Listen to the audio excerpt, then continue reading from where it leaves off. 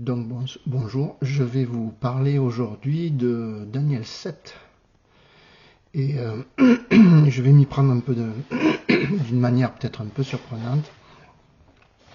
On va essayer de commencer par la fin, parce que c'est souvent plus facile de commencer à la fin d'un livre quand c'est compliqué. Comme ça, quand on a on sait comment ça finit, si on reprend depuis le début, eh bien on comprend mieux. Donc on va tricher, on va faire ça. Donc je ne vais pas reprendre verset 28, enfin pas trop en tout cas. On voit que Daniel va garder dans son cœur les paroles qu'il a reçues. Alors je vais employer aussi, parce que j'ai retraduit le livre de Daniel, j'emploierai parfois ma traduction qui sur certaines choses fait ressortir des choses qui sont intéressantes et que les traducteurs n'ont pas forcément vues. Voilà, donc Daniel finit son livre en disant qu'il conserve ses paroles dans son cœur. Donc il a été touché par ça. Donc là nous sommes à la première année de Belshazzar, qui est le dernier roi de Babylone. Alors certains historiens disent qu'il a régné environ 10 ans, peut-être. Et son père, officiellement Nabonide, est resté roi de Babylone dans l'histoire. Mais il avait confié à son fils Belshazzar la capacité de régner à sa place sur Babylone, alors que lui vivait en Arabie et où il pouvait librement adorer un autre dieu que celui de Babylone. C'était le dieu Sin, c'était le dieu de la lune, pardon, alors qu'à Babylone, ils avaient comme dieu le dieu Marduk.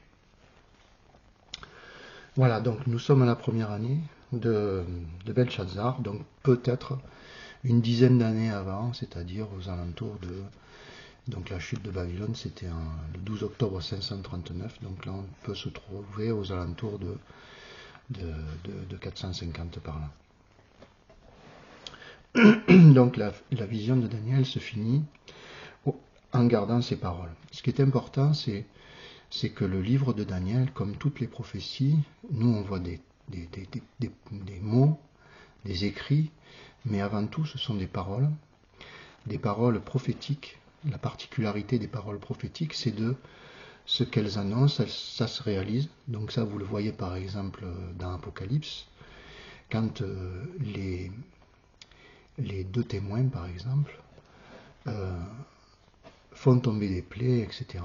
En fait, c'est ce qui se passe, c'est qu'ils prophétisent ces choses et elles se réalisent. Voilà. Et là, pareil pour Daniel, ce qu'il a reçu en vision, ou ce que le roi Nebuchadnezzar a reçu en vision et qu'il a mis dans son livre, Daniel, eh bien ce sont des choses qui doivent se réaliser. Et donc ce sont des paroles, c'est la parole de Dieu qui se réalise. Donc on saute au verset 27. Et là, on s'aperçoit que je vais... la dernière partie là, du verset 17 jusqu'au verset 27, c'est l'explication que Daniel va recevoir. Alors, on ne sait pas qui c'est qui lui explique. Au verset 14, c'est dit, verset 15,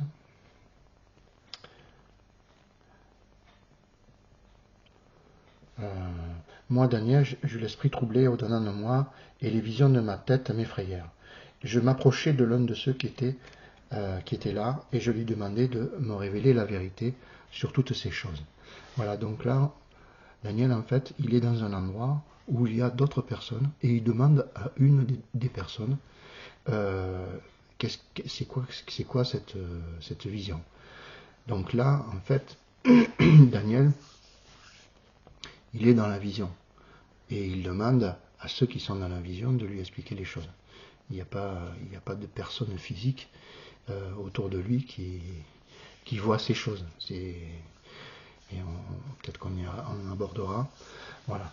Donc là, il demande ces choses. Et donc là, je vais commencer par l'explication et on va prendre en parallèle ce qui correspond dans la vision. Donc au verset 27, c'est dit, le règne, la domination et la grandeur de tous les royaumes qui sont sous les cieux seront donnés au peuple des saints du Très-Haut. Son règne est un règne éternel, et tous les dominateurs le serviront et lui obéiront. Voilà, là qu'on voit, à ce moment-là de l'histoire, c'est la fin de la vision, et le règne est donné aux saints du Très-Haut. Et il y a une petite particularité, c'est qui dit « Son règne est un règne éternel, et sa domination... Son règne est un règne éternel, et tous les dominateurs le serviront et lui obéiront. » Donc cette petite partie de la fin, là, concerne le Fils de l'homme qui vient sur les nuées.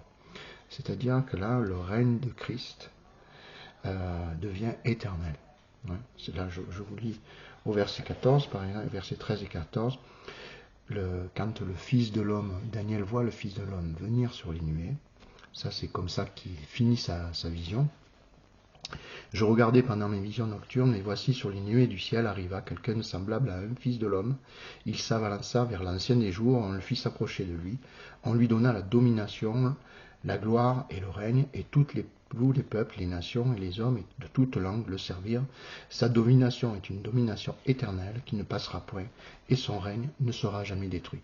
Donc là, on voit que c'est le règne de Christ qui ne sera jamais détruit à ce moment-là, son règne qui commence. Et donc là, dans le verset 27, on a un complément qu'on ne retrouve pas dans la vision de Daniel, c'est les saints du Très-Haut, qui, le règne, la domination et la grandeur de tous les royaumes qui sont sous les cieux seront donnés au peuple des saints du Très-Haut. Voilà, ça on ne le retrouve pas dans la vision de Daniel. On verra en cherchant un peu qu'on la trouve, mais en évidence, en tout cas, ça n'y est pas. Donc là, voilà. Donc là, on a le parallèle, c'est-à-dire l'explication de celui qui est à côté de Daniel, qui lui explique, et il lui ajoute les saints du Très-Haut. Et là, à ce moment-là, à la fin de Daniel 7, c'est Christ qui règne quand il revient sur les nuées. Donc on avance un petit peu au verset 25, et là, au verset 26, pardon, puis viendra le jugement, et on lui ôtera sa domination qui sera détruite et anéantie pour jamais. Donc là, ça ne veut rien dire ce qu'on lit là, donc je vais reprendre avant au verset 25, et en fait là, le personnage dont il nous est parlé, c'est un roi, c'est la petite corne. Donc, il prononcera, ou la petite corne prononcera des paroles contre les Très-Hauts, elle opprimera les saints du Très-Haut, elle espérera changer les temps et la loi, et les saints seront livrés entre ses mains pendant un temps, des temps, et la moitié viendra, et la moitié d'un temps, puis viendra le jugement, et on lui ôtera sa domination, qui sera détruite et anéantie à jamais. Donc là, on voit qu'au moment où les saints reçoivent leur récompense, les saints reçoivent la domination sur tous les royaumes, en fait c'est au jugement de la petite corne qui les a opprimés. Donc ce parallèle, vous l'avez dans Apocalypse chapitre 11. Mais avant, on va aller voir la vision de Daniel du chapitre 7. À quoi ça correspond? Et cet événement-là, qui est très important, parce que c'est là où il y aura la récompense des saints, c'est là où les saints sont persécutés, et c'est là où est jugée et condamnée la petite corne. Et notez bien qu'à ce jugement, elle est anéantie pour jamais. Sachez que la source de ma croyance, au départ, est adventiste du 7e jour. Et alors, je partage une certaine partie de la croyance, mais pareil, sur les prophéties, pas du tout. D'ailleurs, c'est les prophéties qui m'ont, disons, ouvert l'esprit sur beaucoup de choses et m'ont rendu critique sur l'ensemble. Mais là, par exemple, dans l'église adventiste, on pense que si c'est Jésus qui rentre dans le lieu très saint du sanctuaire en 1844. Voyez. Alors que là, on voit Jésus revenir sur les nuées, le règne lui est donné, aux saints aussi. C'est le jugement, mais pas un jugement investigatif en 1844. Non, c'est le moment où la corne est anéantie pour jamais, sa domination est anéantie pour jamais, après avoir persécuté les saints pendant 3 ans et demi, ou un temps des temps et la moitié d'un temps. Donc le jugement dont il s'agit, ce n'est pas une entrée dans le sanctuaire céleste ou quoi que ce soit. Le jugement dont il s'agit là dans Daniel 7, verset 26, c'est bien de la petite corne dont il s'agit, et pas d'autre chose. Et nous avons une confirmation au verset 9, à partir du verset 9, où ça se décrit le moment où l'ancien des jours et les personnes autour vont juger la petite corne. Donc verset 9, je regardais pendant que l'on plaçait des trônes, et l'ancien des jours s'assit, son vêtement était blanc comme de la neige, et les cheveux de sa tête étaient comme de la laine pure, son trône était comme des flammes de feu, et les roues comme des feux ardents.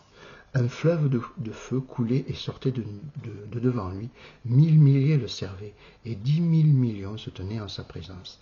Les juges s'assirent, et les livres furent ouverts. Je regardais à cause des paroles arrogantes que prononçait la corne, et tandis que je regardais, l'animal fut tué, et son corps fut détruit, livré au feu, pour être dépouillé. Voilà. Donc là, nous avons l'ancien des jours qui s'assoit sur son trône, et notez bien, c'est important, cette notion, c'est qu'il a un vêtement blanc. Parce que dans Daniel 8, 14, le mot « le sanctuaire sera rétabli ou purifié au terme des 2300 soirées matin », eh bien en réalité c'est Dieu qui y est purifié, ou plutôt justifié, ou plutôt rétabli pour ce qu'il est, c'est-à-dire que là, il a un vêtement blanc, et en vêtement blanc, il peut enfin juger. Oui, voilà. Donc là, on voit qu'il juge la corne, et il y a d'autres personnes qui sont assises aussi, et les livres s'ouvrent, et cette corne qui dit des paroles arrogantes est jugée. Alors, il n'y a pas ça dans l'explication, mais je vous le donne quand même, il y a des éléments supplémentaires dans ces versets, dans la vision, qui ne sont pas expliqués par la personne. C'est la notion de l'animal fut tué et son corps fut brûlé. Ça n'y est pas. Et là, le corps de l'animal, alors, je vais vous dire ce que c'est. L'animal qui est tué à ce moment-là, en fait, c'est le dragon. Pourquoi? Parce que le dragon, dans Apocalypse 12, verset 9, c'est dit que c'est Satan, le serpent ancien, etc. C'est sûr. Mais comme Christ, vous voyez, qui est à la fois Michael, à la fois un ange, etc. Là, et au chapitre 12 de l'Apocalypse, il a le profil de Satan dans une certaine démarche. Par exemple, le serpent, c'est dans l'Éden, c'est le séducteur. Mais il est aussi, Satan, c'est le roi de Babylone, ou c'est le roi de Tyr. Vous voyez, c'est pas Satan qui était roi de Babylone, ni le roi de Tyr. Mais ces personnes-là ont été inspirées par lui, ou pénétrées par son esprit. Eh bien, le dragon, dans Apocalypse 12, au verset 3 et 4, en fait, il a 7 têtes, 10 cornes et une queue. Et donc là, nous voyons l'action du dragon au travers de la bête, c'est-à-dire la bête avec 7 têtes, 10 cornes, 10 rois, et la queue du dragon qui, en Ésaïe 9, 14, c'est le prophète de mensonge. Le prophète de mensonge qui est dans Apocalypse 19, 20, et Apocalypse 13, verset 11, la deuxième bête, celle qui monte de la terre. Donc le dragon, c'est ça. C'est bien sûr, c'est ces entités qui seront associées, c'est-à-dire d'un côté la bête à 2 cornes qui monte de la terre, la première bête qui monte de la mer, ce sera ces entités-là qui seront contre Dieu et voilà. Et à ce moment-là, au jugement, eh bien qu'est-ce qui se passe? L'animal est tué, c'est-à-dire qu'en fait, il perd de sa capacité. Le dragon, là, est tué, ou plutôt, c'est dit que son corps est brûlé. Et le corps de cet animal, le corps de l'animal est brûlé. En fait, le corps de Christ, c'est son Église. Et le corps du dragon, ce qui fait le lien entre tout, entre les habitants de la terre, les bêtes, etc., c'est la prostituée. Et cette prostituée, nous la voyons dans Apocalypse chapitre 17, verset 16, il est dit, les 10 cornes que tu as vues et la bête haïront la prostituée, la dépouilleront et la mettront à nu.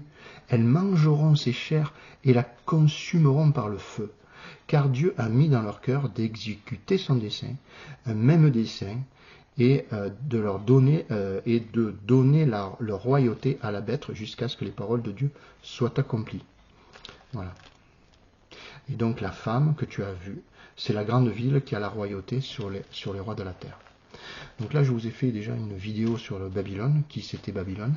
Et là, on voit que Babylone, au chapitre 17, est brûlée. Et la bête, c'est-à-dire la bête qui est constituée des 4 animaux de Daniel, plus les 10 cornes, c'est-à-dire les 10 rois qui sont sur le 4e animal, plus les 7 têtes qui sont l'ensemble des 4 rois, des 4 royaumes de Daniel 7, et bien ça c'est ce qui forme la bête. C'est-à-dire la bête, c'est l'amalgame de la bête que nous retrouvons dans Apocalypse 17 et dans le chapitre 13 d'Apocalypse. En fait c'est tout Daniel, c'est-à-dire c'est l'association des 4 bêtes, avec tous leurs rois, toutes leurs cornes, et notamment la petite qui faisait partie des 7 et qui revient. Bon. Donc là, dans Apocalypse 17, on voit que la femme au départ, elle était assise sur la bête, c'est-à-dire qu'elle était soutenue par la bête, mais là on voit que la bête se retourne contre ce corps, contre la prostituée, et la brûle. Voilà. Et c'est ce que nous retrouvons au jugement. Donc là, dans Apocalypse 17, à ce moment-là, vous avez le jugement. Et vous avez la bête, bien sûr, qu'on retrouve dans les coupes de la colère de Dieu, ainsi que le faux prophète. Mais là à ce moment-là, c'est le jugement. Donc là, la petite corne est détruite en même temps, bien que le texte n'en parle pas dans Apocalypse, mais c'est le même moment. Voilà.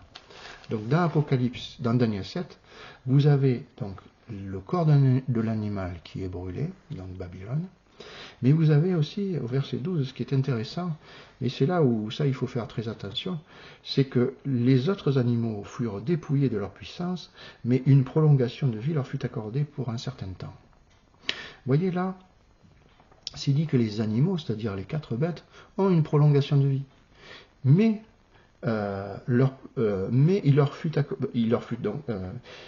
ils furent dépouillés de leur puissance, mais une prolongation de vie leur fut accordée. Et là, nous voyons en fait la bête qui va passer les coupes. Hein, c'est-à-dire, la bête, c'est un royaume. Hein.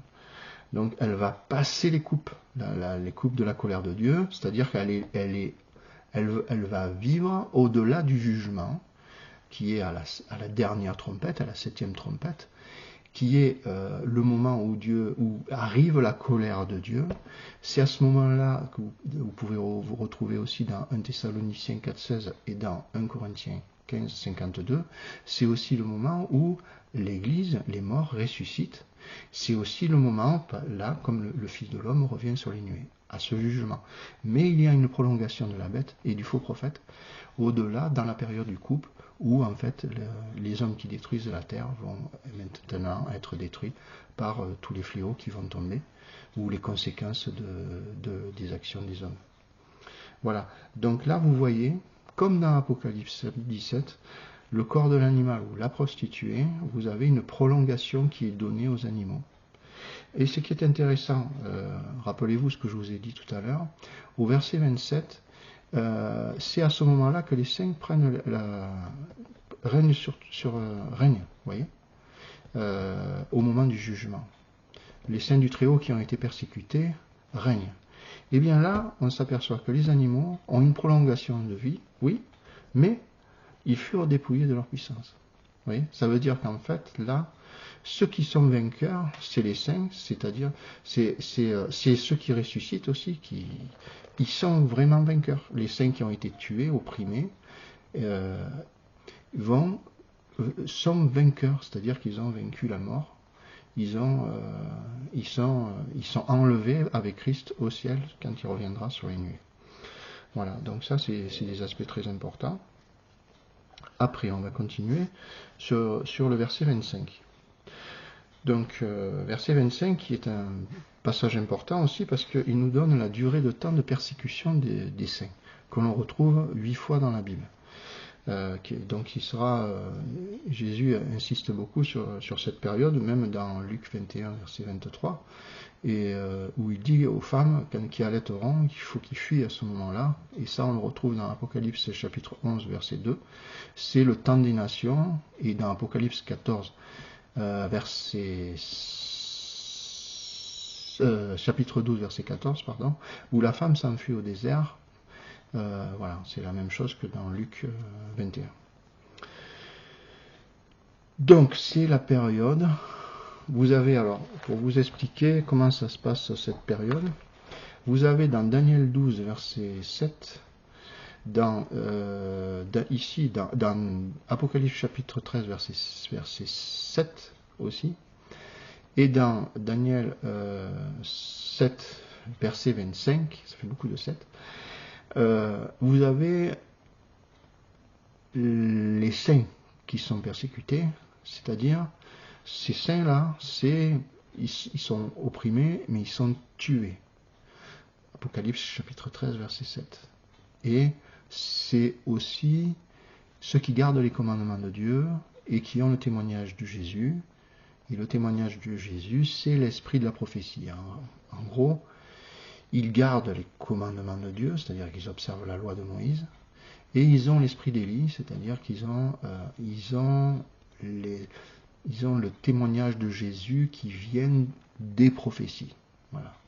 Parce qu'en fait, c'est la parole de Dieu qui est donnée aux prophètes, et ces gens-là vont témoigner, vont annoncer toutes sortes de choses qui vont se passer, toutes sortes de plaies, mais aussi de bonnes choses.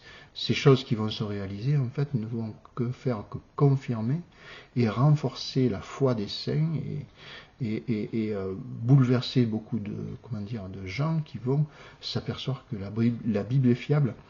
Mais les prophéties vont en fait rendre crédible toute la parole de Dieu. Beaucoup de gens me disent parfois, mais moi le salut en Jésus-Christ ça me suffit, pas besoin de tous tes trucs, c'est trop compliqué. Mais ce qu'il faut savoir, c'est qu'en fait, c'est la prophétie qui donnera foi à toute chose. Parce que si vous n'avez pas foi dans la prophétie, en tout cas beaucoup de gens perdront la foi simple de ressentir l'amour de Dieu, devant toutes les difficultés et devant toutes les mauvaises interprétations que nous avons des prophéties qui en fait remettront en doute ces choses-là, même sur des choses essentielles comme Dieu est bon et voilà. Donc je reviens à mes 1260 jours. Là on ne le voit pas dans Daniel 7, mais vous avez vous avez une fois, bien sûr, vous n'avez qu'un temps de 1260 jours, mais il concerne deux personnes, enfin deux groupes de personnes plutôt. Et ça, c'est bien distinct dans Apocalypse chapitre 12, verset 14 et verset 17. Vous avez la femme qui a accouché et qui va, le dragon est furieux, il essaie de l'attraper, mais la terre ouvre sa bouche, enfin tout ça.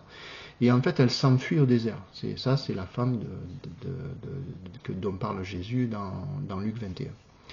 Et elle s'enfuit au désert pendant 1260 jours. Donc cette partie-là, ce seront les vivants qui passeront cette grande tribulation qu'on retrouve au chapitre 7, verset 9 et la suite. C'est cette foule incontable qui va passer la tribulation. Et donc eux, ils vont s'enfuir dans les montagnes, ils vont s'enfuir où ils peuvent. Et ils seront, Dieu prendra soin d'eux, on va dire. Et par contre, le dragon va à ce moment-là, il va s'en prendre au reste de la postérité, donc ceux qui gardent les commandements de Dieu et qui ont l'esprit de prophétie, c'est-à-dire qui sont animés par les prophéties et qui vont témoigner de ce qui vient et de l'espérance qui est donnée à tout le monde. Voilà. Et donc ceux-là, par contre, ils vont être éradiqués par la bête. Contrairement dans Apocalypse 12 où au début c'est le faux prophète qui tuera les saints, mais ça je ne vous l'explique pas là. Enfin, en tout cas là, les saints c'est bien la petite corne et c'est bien la bête qui tue les saints du Très-Haut. Donc les temps dans les prophéties, même dans Daniel 9 et dans la prophétie de Daniel 8, ce sont des temps littéraux. Et là, par exemple, il est et des temps littéraux et des temps quand il est parlé d'années, ou là par exemple, si nous avons un temps des temps et la moitié d'un temps, eh bien ce sont des années prophétiques de 360 jours. La conception que nous avons en général dans nos églises et dans la mienne particulièrement, c'est de penser que déjà on fait un bond, c'est-à-dire qu'on transforme les jours en années, et on se sert de nombre 13, nombre 14, 31 et d'Ézéchiel 4, 5. Mais ça, c'est une erreur, parce qu'en fait, quand Dieu dit, par exemple, vous passerez 40 ans dans le désert, et il ne dit pas 40 jours, il dit comme les espions ont erré 40 jours, vous errerez pendant 40 ans dans le désert. Mais il annonce que le peuple d'Israël passera 40 ans, et il s'est effectivement passé 40 ans. Vous n'avez pas de prophétie dans la Bible où Dieu annonce un temps dans une prophétie qui se réalise autrement. C'est donc tous les temps, et même Daniel 9, j'en parle pas trop, mais c'est pareil, ce sont des temps, ce sont des semaines littérales. Ce ne sont pas les 2300 jours, soir et matin, c'est comme ceux de la création, c'est-à-dire Dieu il se repose, Dieu créa le premier jour la lumière, etc. Ça se passe en une journée de 24 heures.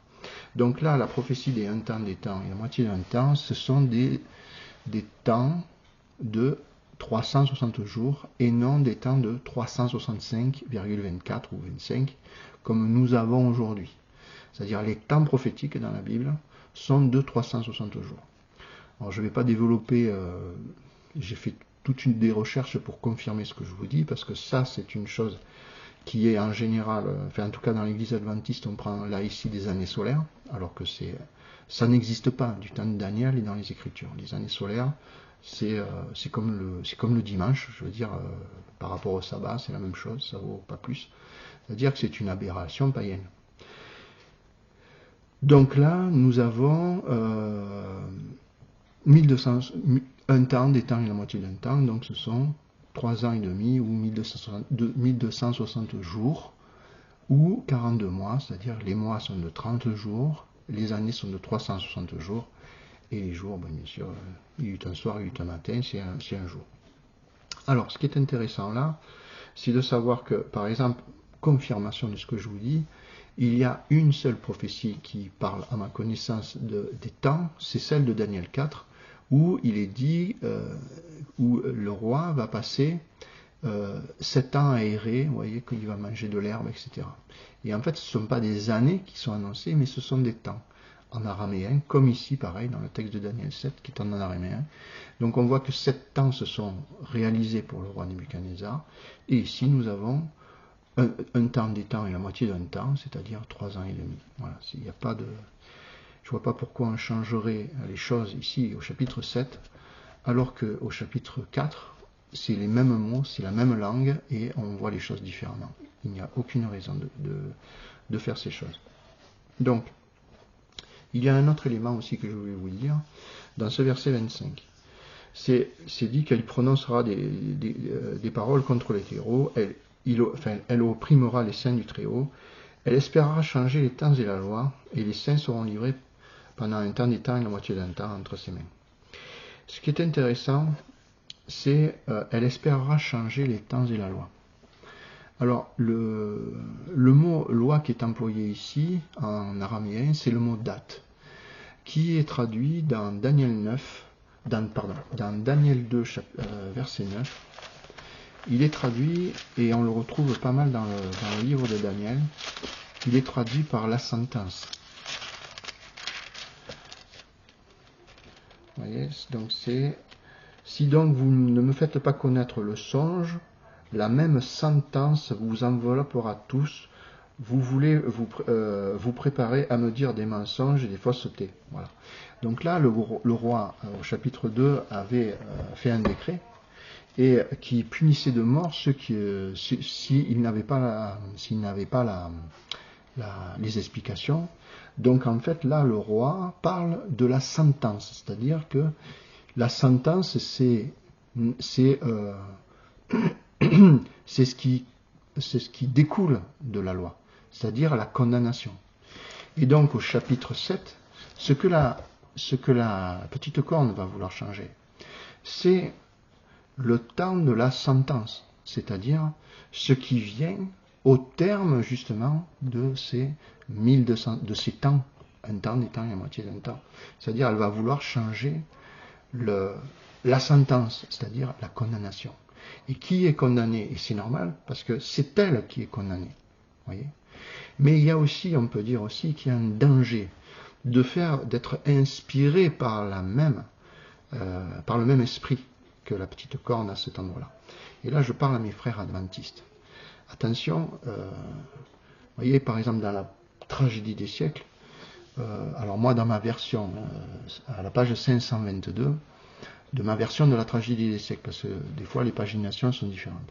Ellen White dit que ici, nous n'avons pas le retour de Jésus, au verset 13 et 14. Vous voyez, que là, nous avons Jésus qui rentre dans le lieu très saint du sanctuaire.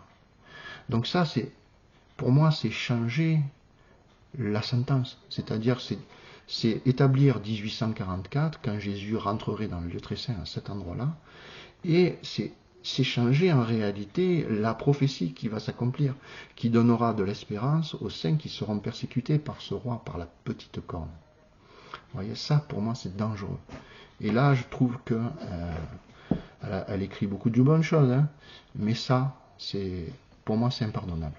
Je ne peux pas accepter ça, et ça, je vous encourage à vraiment à être des luthères, c'est-à-dire, je reste de cœur adventiste, j'ai de très bonnes relations avec mes frères, mais je ne partage pas tout. Et il ne faut pas suivre une croyance, mais il faut avoir un esprit critique.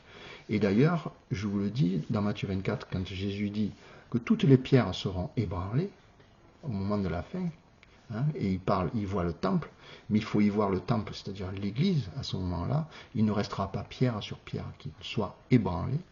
En fait, il parle de l'Église. C'est-à-dire, nous serons tous ébranlés, et la révélation des faux Christ, des fausses conceptions que nous avons de Christ et des faux prophètes, ce sera dans toutes les synagogues. La caractéristique de l'Église adventiste, mais elle est reproductible dans toutes les religions qui croient être les détenteurs de la vérité, que ce soit témoin de Jéhovah, n'importe quel évangélique, ou protestant, ou catholique, ou musulman, c'est pareil. Tout ça sera ébranlé. Seul un peuple et ce sera une épreuve importante, parce que nous cherchons ce qui nous rassure, c'est-à-dire entendre. Moi, je publie ça, par exemple, sur des sites adventistes, mais en fait, je m'aperçois que les gens ont envie d'entendre ce qui les rassure, c'est-à-dire ils ont envie d'entendre la doctrine.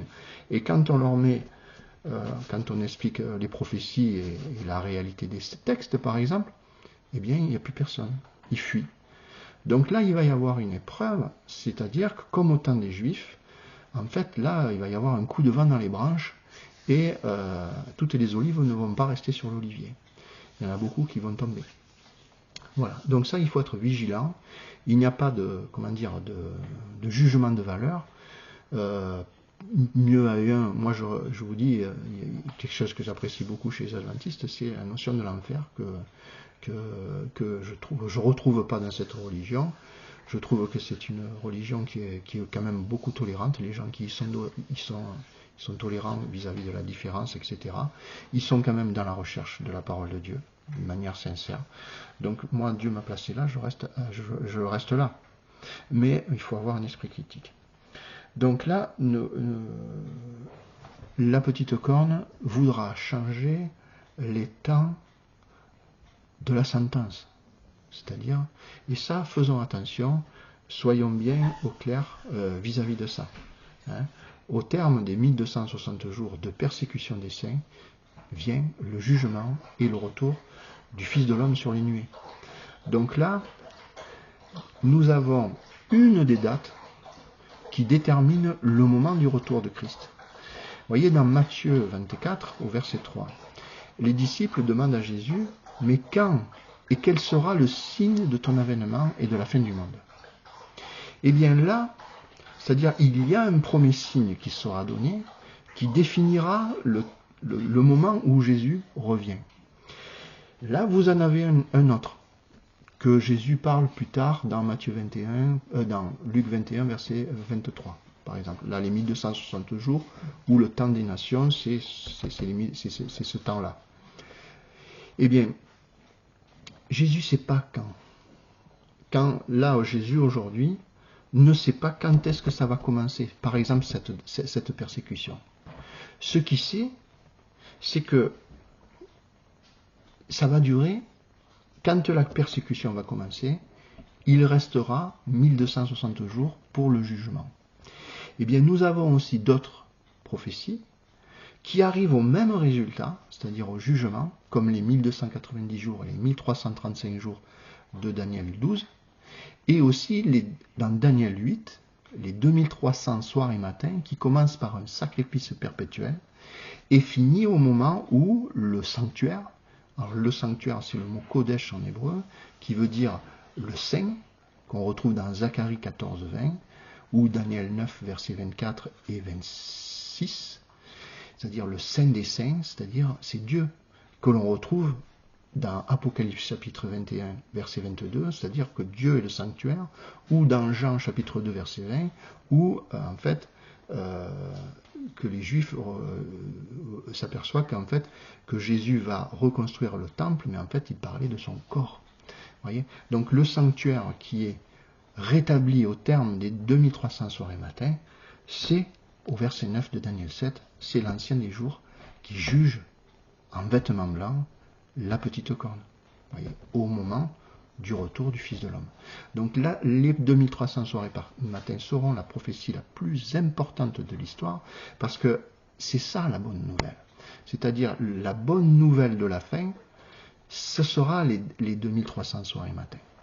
Mais la prophétie de Daniel 7, nous l'avons au chapitre 12 aussi, verset 7 et plus, elle rendra le terme de cette prophétie, certains seront blanchis et d'autres auront la... Alors, je ne me souviens plus exactement ce qu'il dit. Je crois que c'est verset 10. Plusieurs seront purifiés, blanchis et éprouvés. Les méchants feront le mal et aucun des méchants ne comprendra, mais ceux qui auront l'intelligence comprendront. Vous voyez, au terme des 1260 jours, vous avez des personnes qui seront blanchies, et ça, c'est les ressuscités et la femme qui sera la grande foule qu'on ne peut compter, qui sera revêtue de vêtements blancs.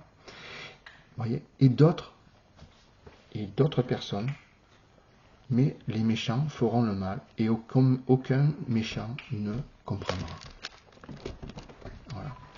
Donc cette prophétie de Daniel 7 est très importante parce qu'elle apportera la connaissance et ce sera une énième confirmation de la crédibilité de la parole de Dieu et ça donnera le moment où la femme devra s'enfuir, voyez, un jour de sabbat.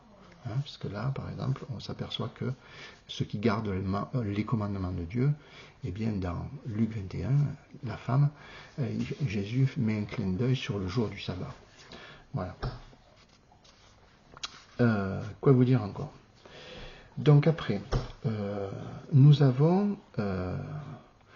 alors, le truc, c'est que là, comme je vous ai dit, il nous est parlé des saints persécutés, mais pas dans la vision de Daniel en apparence. Mais en réalité, au verset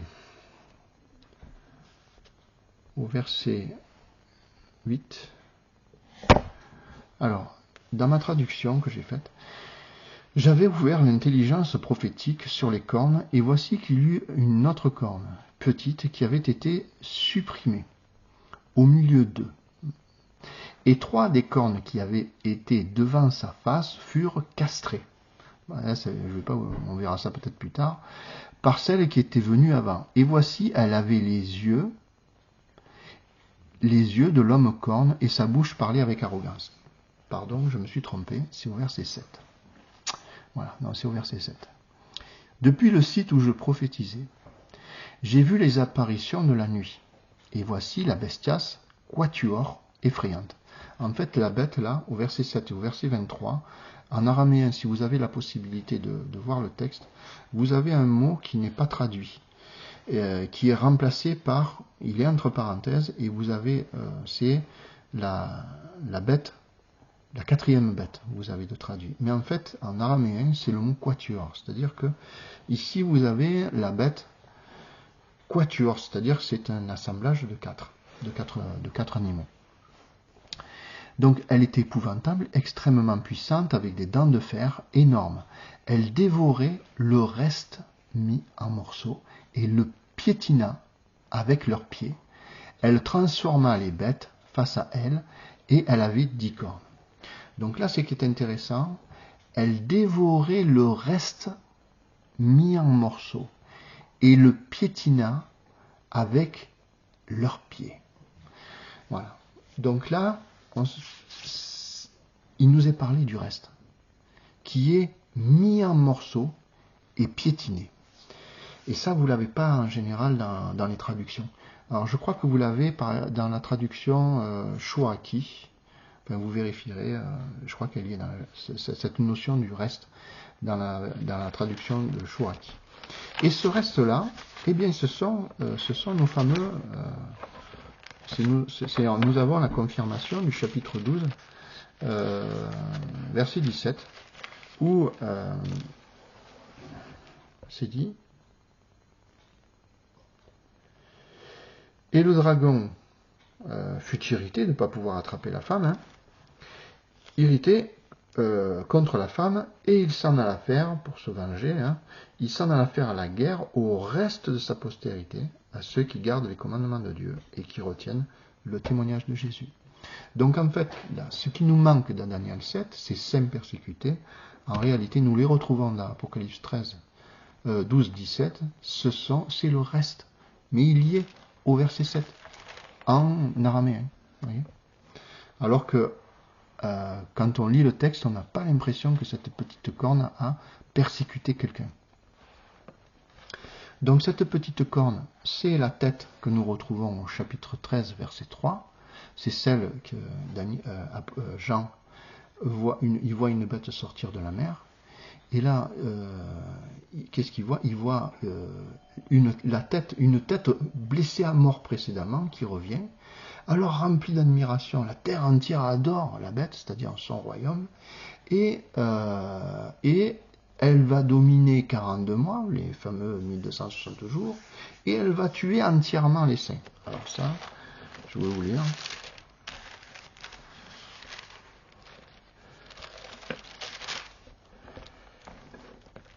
Donc là, la bête que je vis était semblable à un léopard, ses pieds étaient comme ceux d'un ours. Donc là, nous avons les 4 animaux de Daniel 7. Donc le léopard, le lion, l'ours et la 4e bête qui a les 10 cornes. Donc il y a les 4.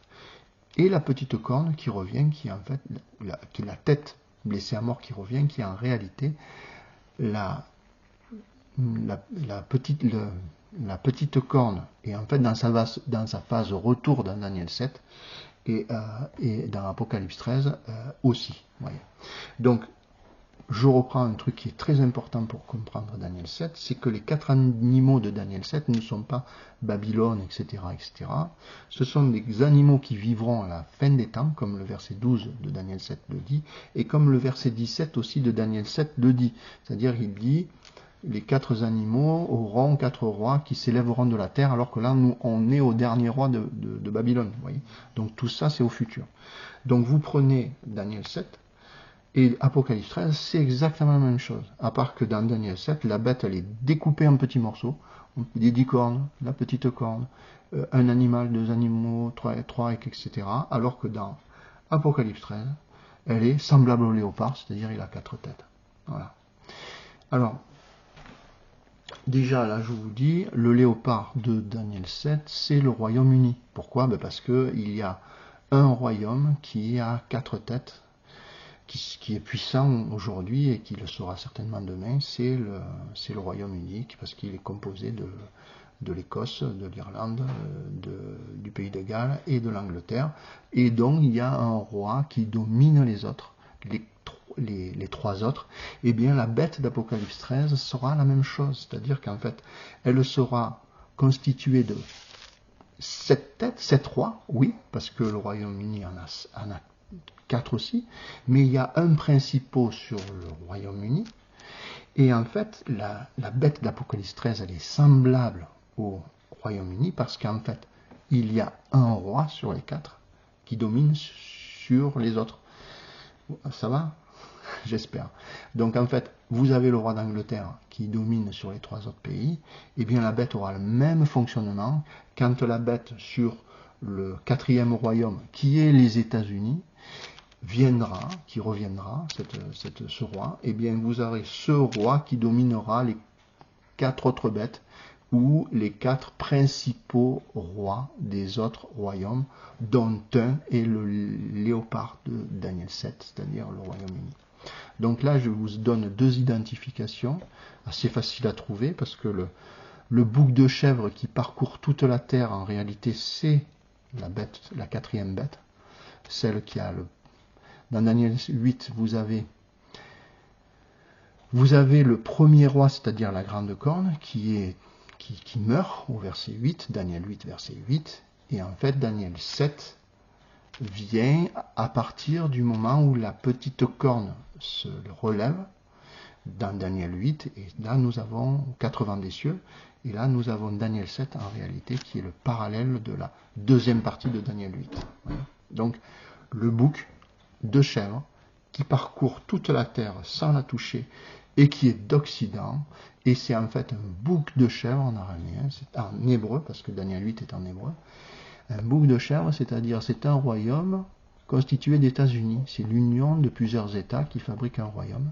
Et il parcourira toute la terre pour venir briser les 2 cornes du bélier. Donc, je vous dis, la bête, la bête qui va dominer et qui aura 10 cornes, au moment où sa grande corne sera en hébreu, au verset 8, Daniel 8, verset 8, elle sera cassée en morceaux. Là, vous aurez les 10 cornes.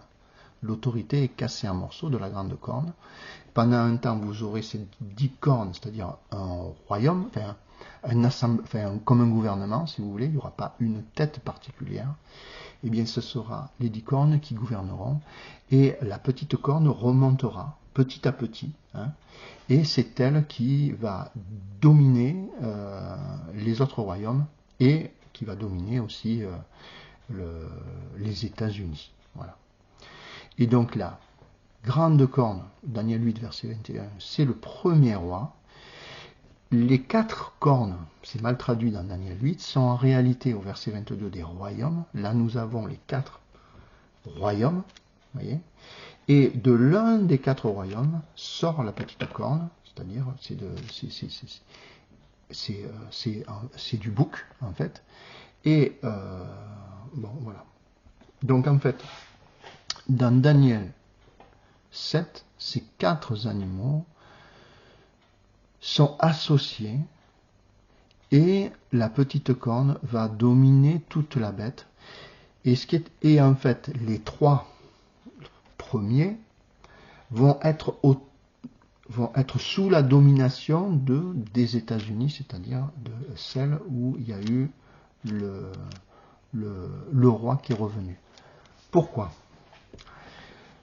Dans Apocalypse 13, vous avez les diadèmes, c'est-à-dire c'est le signe de royauté, qui sont sur les 10 cornes. Ça veut dire en réalité que la bête qui règne, c'est celle qui a les 10 cornes, c'est-à-dire la 4e bête de Daniel. Alors que dans Apocalypse 12, vous avez, au verset 3, vous avez la bête, vous avez le dragon qui a les 10 cornes, les diadèmes sur les 7 têtes. C'est-à-dire que là, à ce moment-là de l'histoire dans Apocalypse 12, eh bien, vous avez une répartition équitable entre les 4 bêtes de Daniel. Mais au moment où la tête revient, eh bien, remplie d'admiration, la terre entière adore cette bête qui, au verset 14, s'il nous est dit qu'elle avait été blessée à mort par l'épée.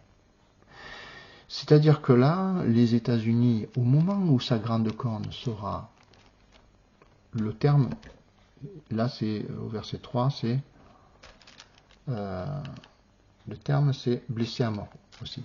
Mais en fait, en araméen, en grec, c'est égorgé. La grande corne sera égorgée. Et bien là, c'est au moment où la grande corne est égorgée que son royaume sera blessé à mort par l'épée. Et au moment où la tête ou la corne est de retour, remplie d'admiration, la terre entière adore cette bête. Et les 3 autres la suivent comme un toutou. Voilà. Ils n'ont pas le choix. Voilà. Bon. Je crois que je vais m'arrêter là quand même. Donc là, je pense que vous commencez à comprendre par rapport au... Quand elle monte, 3 cornes vont être abattues. Ou en araméen, c'est être castré. Et c'est dit les 3 premières. Mais en araméen, c'est les premières dans le sens de principale. Donc en réalité, les 3 cornes qui sont abattues à ce moment-là ne font pas partie des 10 cornes, mais ce sont les 3 principaux rois qui règnent sur les 3 autres, c'est-à-dire celui du lion, celui de l'ours, et le principal, celui d'Angleterre, c'est-à-dire le principal qui règne sur le Royaume-Uni. Quand la petite corne monte, eh bien les 3 autres perdent leur autorité. Voilà. Bien, ben, j'espère que c'est pas toujours facile. Hein. Là, j'ai pas pris de notes. Je fais les choses d'une manière spontanée. Voilà. Parce que sinon, ça me demande trop de travail et après, c'est vous qui verrez. En tout cas, je balance ça sur Internet. Ceux qui voudront s'accrocher, eh bien, récupéreront des informations et en tout cas, pour moi, j'aurais aimé trouver tout ça. Voilà, si vous aimez en tout cas le contenu, eh bien, partagez-le, c'est ça le principal. Et si vous avez des questions, eh bien, vous les notez dessous et je vous répondrai. Voilà. Vous savez que dans une des prophéties de Daniel, c'est une qui est dans Daniel 12, c'est dit heureux ceux qui arriveront au terme des 1335 jours. Et ce moment-là, ça sera Apocalypse chapitre 14, verset 13. Et après, je prends celui-là, mais j'aurais pu prendre heureux celui qui lit les paroles, les prophéties de ce livre, hein, mais ça, je l'aime bien quand même. C'est dit. Vous voyez, on a au verset 10 et 11, c'est le moment où, c'est le 3e âge, verset 9, où les gens prennent la marque de la bête et en fait ils sont tourmentés jour et nuit. Et là au verset 12, c'est ici la persévérance des saints qui gardent les commandements de Dieu et la foi de Jésus. Donc là en opposition on a ce peuple-là qui va être massacré. C'est le peuple du verset 17 du chapitre 12. Et j'entendis du ciel une voix forte qui disait « Écris, écris, heureux dès à présent les morts qui meurent dans le Seigneur. » Oui, dit l'Esprit, afin qu'ils se reposent de leurs travaux, car leurs œuvres les suivent. Vous voyez là, à ce moment-là, la prophétie, dès 1335 jours, apportera du bonheur à ce peuple qui aura encore une confirmation que le jugement approche. Les prophéties s'accomplissent et ils ont de l'espérance, même au-delà de la persécution et de la mort, alors que ceux qui adorent la bête se soumettent à sa dictature et à ce nouveau roi qui vient d'apparaître là, eh bien eux ils seront tourmentés jour et nuit. Donc la prophétie ça sert à ça. Alors j'ai pas le talent comme beaucoup, quand je vois beaucoup de gens qui ont du talent et sur internet qui partagent leur foi, dans les prophéties et qui malheureusement se trompent, et parfois même, comment dire, disent recevoir des révélations qui ne sont pas conformes aux Écritures. Je suis désolé, je fais comme je peux. Mais je ne suis pas prophète. Ce que je vous dis, c'est le fruit d'un travail, de beaucoup d'heures et de jours et d'années de travail, de recherche. Et franchement, dans ma vie, je ne suis pas forcément très persévérant. Mais si j'ai fait ça, c'est pour que ça se sache, pour que justement ceux qui comprendront ces choses-là puissent... ma révolution, elle est là, c'est-à-dire de donner de l'espérance quand les temps difficiles seront là. Voilà.